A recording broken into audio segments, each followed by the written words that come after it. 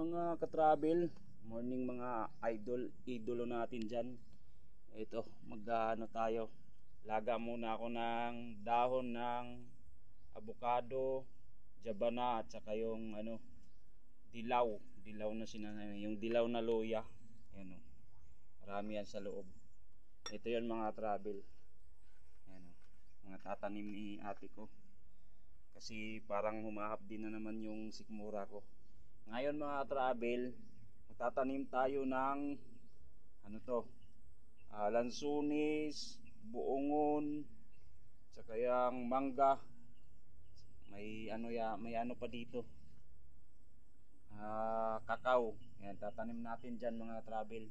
Habang hindi pa tayo nagpunta sa bukid, doon sa linisan natin diyan sa bundok. Yun. Update mga travel sa mga itik. Ang update.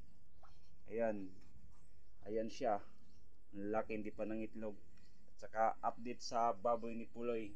Nakakaingit, di natuloy yung 4 kong baboy. Wala atras Ayan. At saka yung mais natin. Ayan mga travel. Ang mais na pinulot. Mga isda ni Jik. Pupuso din tayo mamaya. Magpupuso tayo ng mga saging. Yun, pupusuan natin yan. Lahat ng mga may puso na saging, may puso na tao. Ayun. Iiwan na lang natin to mga travel.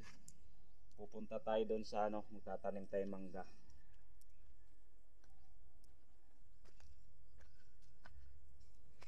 Malaki na ng tinanim ko. Kita niyo yan. Ayan o. Ayan mga travel, malaki na. Meron doon isa, hindi pa nalinisan. Meron pa dito. Ito.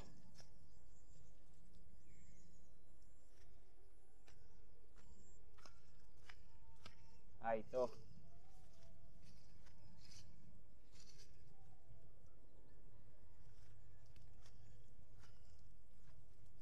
Dito yung mga manok. Mga manok nandito na sa taas. Doon yung mga sisiw. Tayo magtatanim.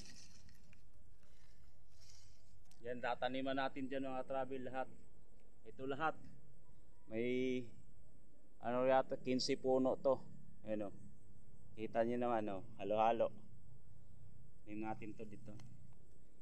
At update din sa ampalaya na tanim ko. Ayan na siya. Ayan ayan na ampalaya.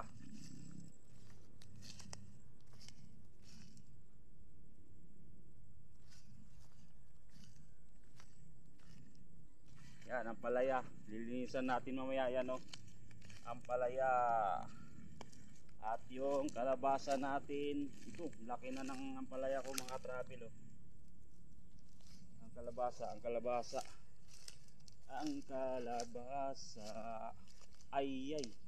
Ayan na. Ayan sos, ang laki na. Pwede dito din yan Saan yung iba? Isa lang yata nabuhay. Anak ng kamote.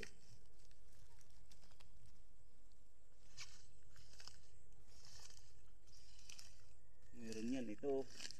Ayan mga travel, lilinisan natin.